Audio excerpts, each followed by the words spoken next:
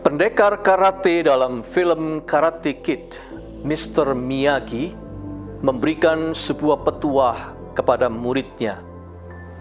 When you feel like life is out of focus, always return to the basic of life, breathing. No breath, no life.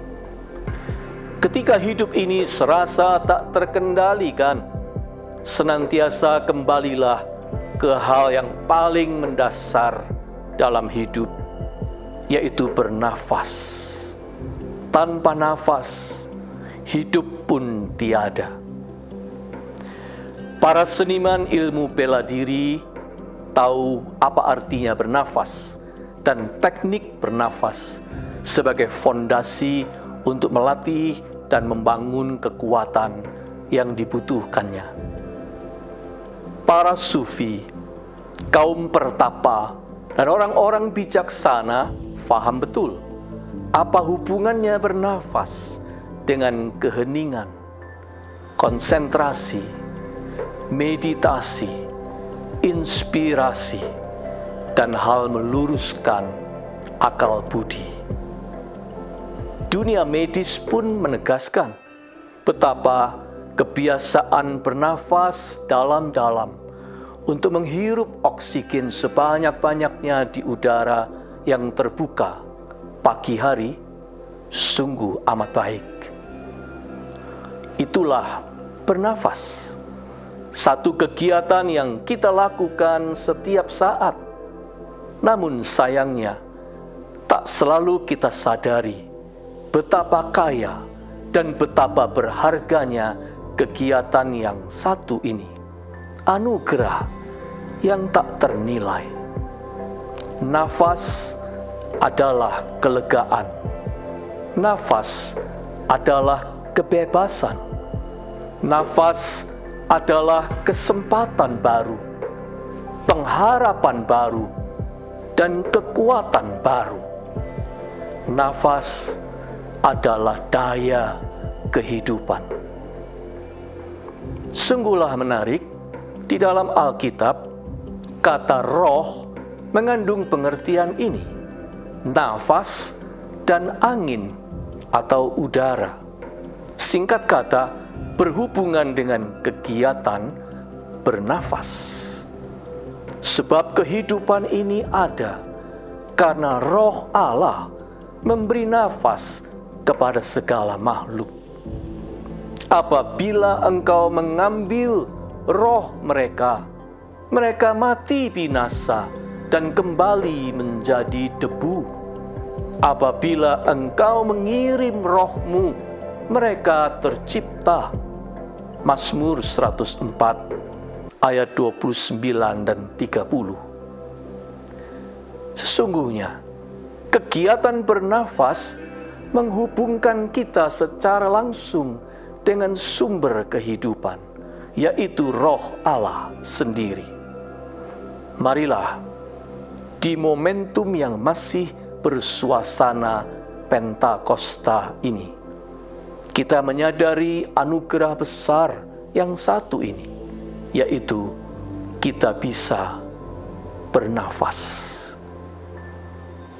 Penderita penyakit imunitas tubuh TUN tahu benar betapa berharganya satu tarikan nafas. Penyakit autoimun yang dideritanya pernah melemahkan seluruh otot-ototnya dan nyaris merenggut nyawanya. Ketika menjalani pengobatan, berhari-hari dirinya tergantung pada peralatan bantuan untuk bernafas. Setelah disembuhkan Tuhan secara ajaib, ia bertekad untuk tidak akan mengeluh terhadap tantangan hidupnya.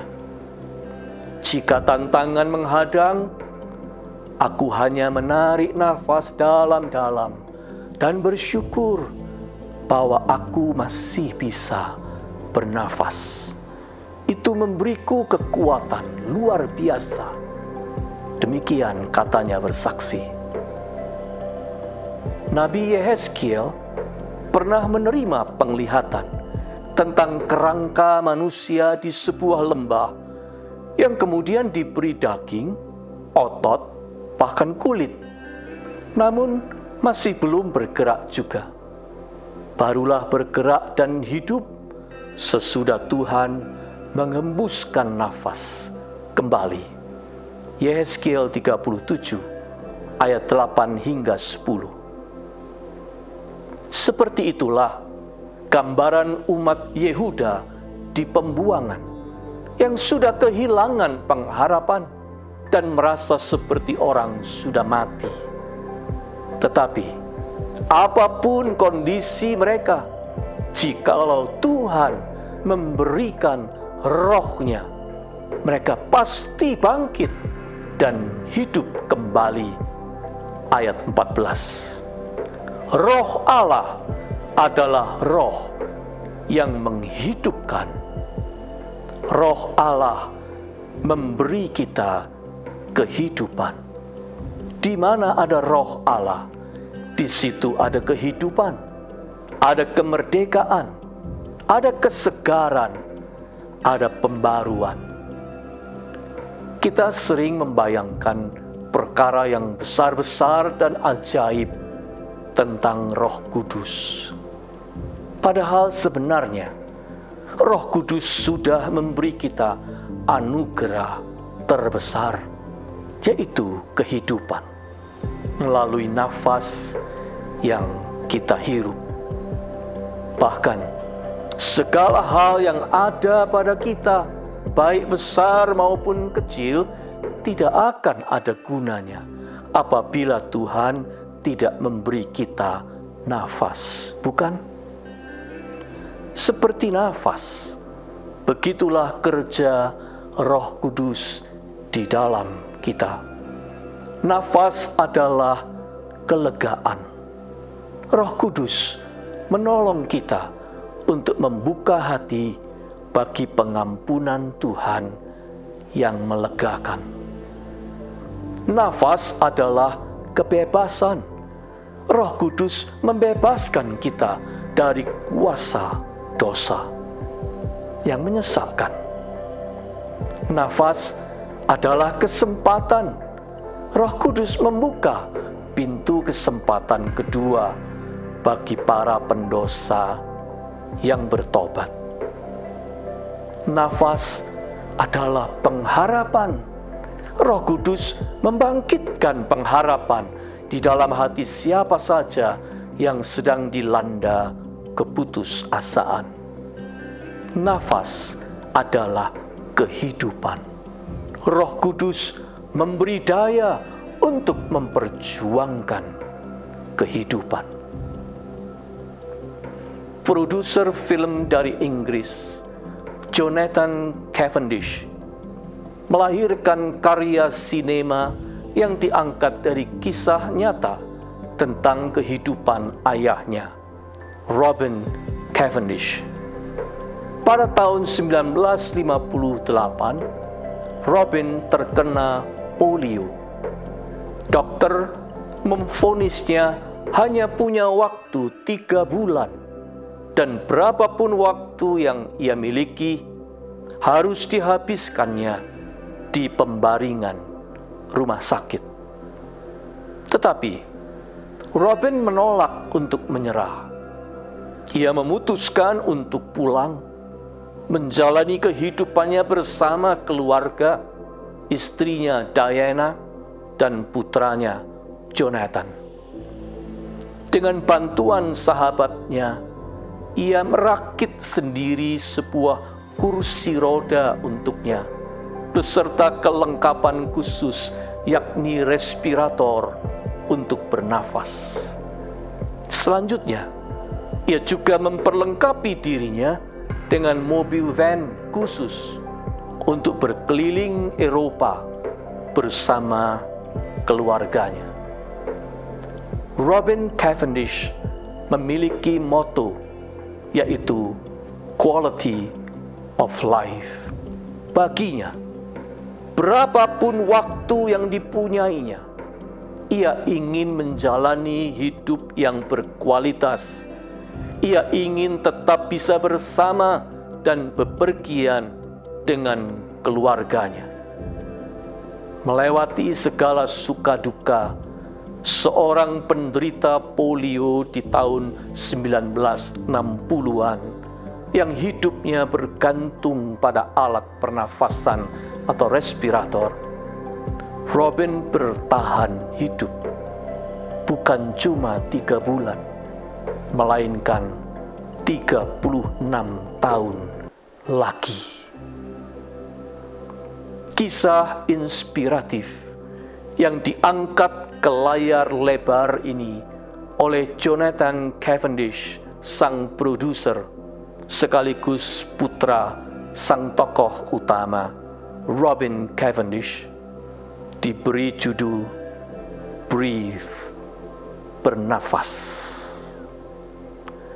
Melalui film tersebut, Jonathan Cavendish ingin menularkan daya juang ayahnya yang luar biasa itu.